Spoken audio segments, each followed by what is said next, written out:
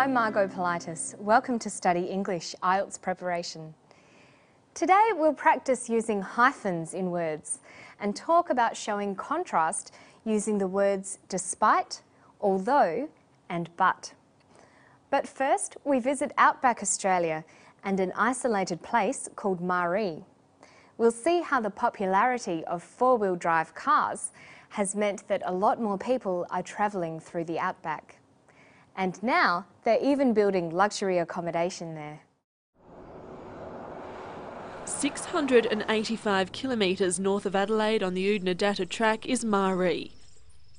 When the Old Ghan Railway closed in the 1980s, it just about vanished off the map. But despite the isolation and the population dwindling to just 80, an out-of-towner is now making $1 million investment. Condition of in demand. Robin Taylor bought the 120-year-old pub 3 years ago and is about to build a 2-storey guest house next door. As well as a huge function room, it will have 14 luxury ensuite apartments and is costing $1.5 million. If you say it quickly, it's not too bad. The driving force behind the boom is four-wheel drives. Sometimes we join two or more words together to function as a single word or concept. We call these compound words. An example is father-in-law. Compound words can function as nouns, like father-in-law, or they can be adjectives. Here's a clip about the isolated town Maree. See if you can spot the compound words. But despite the isolation and the population dwindling to just 80, an out-of-towner is now making $1 million investment. She says out-of-towner and $1 million investment. Here, out-of-towner functions as a noun, a person who is from out of town. When writing compound words, we use hyphens. In the phrase $1 million investment, the compound $1 million functions as an adjective. It means that the investment will cost $1 million. When you write $1 million, the word dollars is a noun. The S is needed to show a plural number. In English, adjectives don't show number, so the S drops from dollar. We just say $1 million investment, not $1 million investment. When the phrase $1 million becomes an adjective, it needs to have a hyphen added. $1 million, $1 million investment. $1 million with a hyphen is a compound word. Let's listen for another example. Robin Taylor bought the 120-year-old pub 3 years ago and is about to build a 2-storey guest house next door. She talks about the 120-year-old pub. The pub is 120 years old. Notice that the phrase doesn't use hyphens and years has an S. But when we turn it into a phrase, it becomes a 120-year-old pub with hyphens and with the S gone. She also refers to a 2-storey guest house. The guest house has 2 stories. It's a 2-storey guest house. Let's listen to a description of the guest house. As well as a huge function room, it will have 14 luxury ensuite apartments and is costing $1.5 million. She says the guest house will have 14 luxury ensuite apartments and is costing $1.5 million. We don't use any hyphens with these groups of words because they don't make up a compound concept. Apartments is the noun, and 14, luxury and ensuite are the qualifiers. This is a noun phrase. We could rewrite this information to use hyphens. We could form a single concept from $1.5 million. The guest house will have 14 luxury $1.5 million ensuite apartments.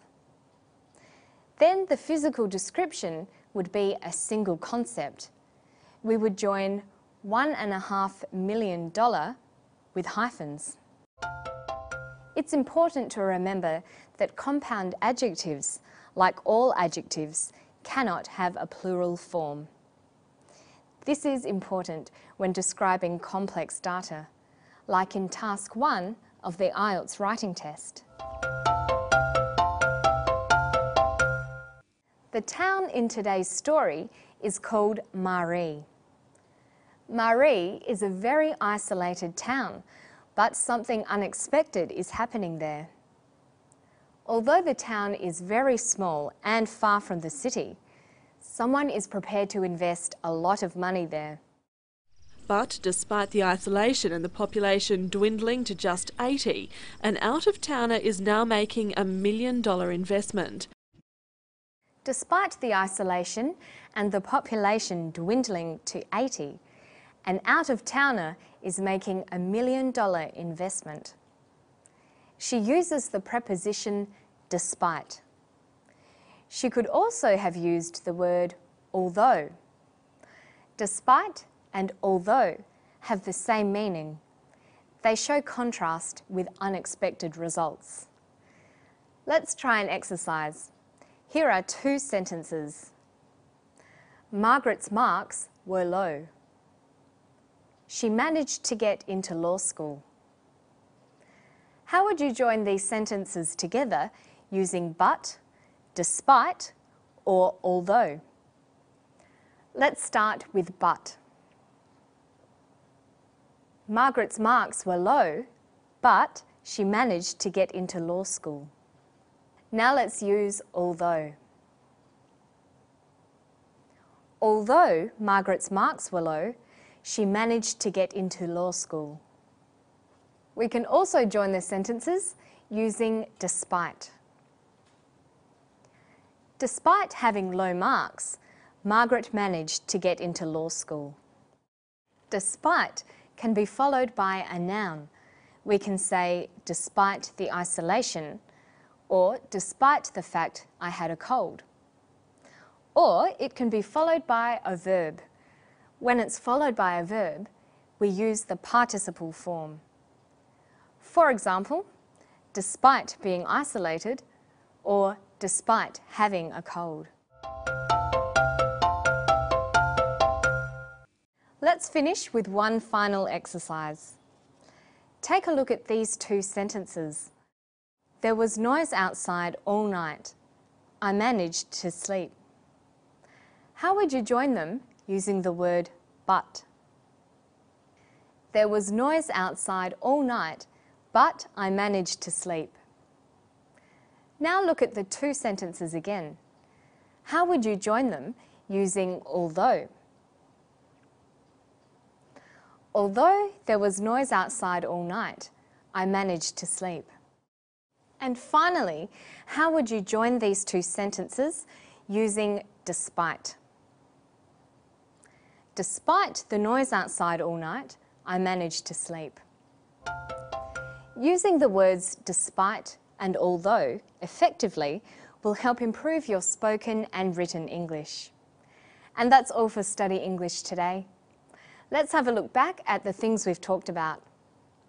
First, we looked at using hyphens to create compound words. Then, we looked at using but, although, and despite to join sentences.